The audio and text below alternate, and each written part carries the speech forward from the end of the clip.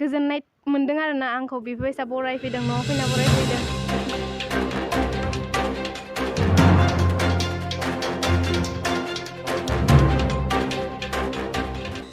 थरायना रंगिला दैमारिखौ बरायदों BPF हान्जाया। उदालगुरि जिल्लानि भितरसनाय गामिनि मुस्रि रबि दैमारि आरो मुस्रिमा रतनि दैमारिनि फिसाजो थरायना रंगिला दैमारिया गुजरातआव खुंजानाय 36थि नेशनेल उसु गेम्सआव सिलभार मेडेल देरहानो हानानै ओनसोल आरो हालामखौ मुंदांखा खालामदों। थरायना रंगिला दैमारिखौ भैरबकुन्द ब्लक BPF हान्जाया आर'नाइ गानहोनानै बरायदों आरो इयुनाव आरोबाव सिगांलांनो हाथों होननानै थुलुंगा होदों मुस्रि सनेस्वर औवारि बिथाङा।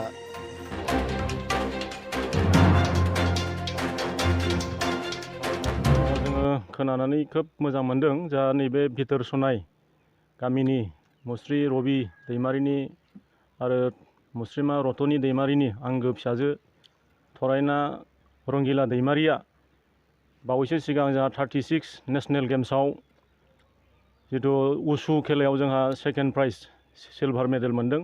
जोङो बेखौ दिनै बरायनो फैदों भैरबकुन्द ब्लक BPF राजखान्थि हान्जानिफ्राय आरो जों थरायना रंगिला दैमारिया जाहाथे नेशनेल लेभेलनिफ्राय इन्टारनेशनेल लेभेलसिमबो थांनानै जाहाथे जोंनि गेजेराव सासे मोजां उसु गेलेग्रा जानानै जाहाथे गल्ड मेडेल लाबोनो हायो जों बेखौ अबं गसाइनाव आर'ज गाबनाय थाबाय।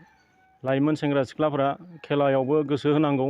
खेलायाबो मोनसे प्रफेसनेल आरो बे खेला गेलेनायनि जुगिदै दिनै नेशनेल लेभेलावनो होन इन्टारनेशनेलावनो होन मुं खामायनानै गावनि भबिष्यत केरियारखौ बानायनो हायो। बिनि भबिष्यत इयुनाव जाहाथे मोजाङै मोजां देरहालांबाय थानो हाथों। नेशनेल लेभेलावबो बिदिनो सिलभार मेडेल नङा गल्ड मेडेल जाहाथे देरहासार जानानै लाबोनो हायो। खुलुमबाय, आंनि मुङा रंगिला दैमारि, आंनि बिमानि नामा रतनि दैमारि, आंनि बिफानि मुङा रबि दैमारि। आं जोबोद गोजोननाय मोन्दों बे सिलभार मेडेलखौ लाबोनानै जे आंनि BTR हालाम उदालगुरि डिस्ट्रिक्ट भितरसनायनि आसाम स्टेटनि नामखौ लाखिनो हादों। आं थेंक इउ होनो सानो आंनि बिमा बिफाया आंजों बहुद सापर्ट खालामदों, आंनि आवगायलांनायाव हेल्प खालामफादों, आंजों लोगोसे थाफादों।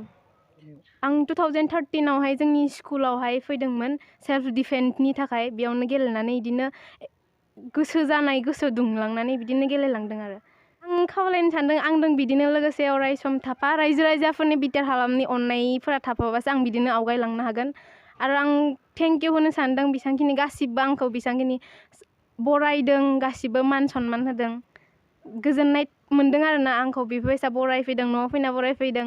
गोजोननाय मोन्दों जे आरो नेक्स्ट टाइम दा सिलभार मेडेल लाबोनो हादों।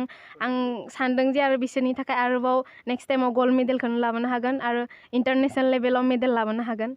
प्लेनिङाथ' दा श्रीनगराव दङ 28 अक्ट'बरनिफ्राय सिनियर नेशनेल, बेयाव जुदि आं मेडेल मोनोबा आङो एशियान गेम्सनि थाखाय ट्रायल होनो हागोन, इन्टारनेशनेलनि थाखाय ट्रायल होनो हागोन। बेयाव बेखौ चान्स दं, माने ट्राय खालामदों आरोना। बिदि आंबो जोंनि बर' हारिनि थाखाय, जोंनि BTR हालामनि थाखाय गासिबखौबो आंनि लाइमोन बिब' बिनानाव फंबाय बिदा गासिखौबो खावलायो जे बिसोरबो BTRनि थाखाय मोजां लामा दिहुनलाङो आरो गावनि थाखाय लामा मोजां दिहुनलाङो, ओरैनो थायालासे माबा मोनसे खालामनानै गावनि लाइफनि थाखाय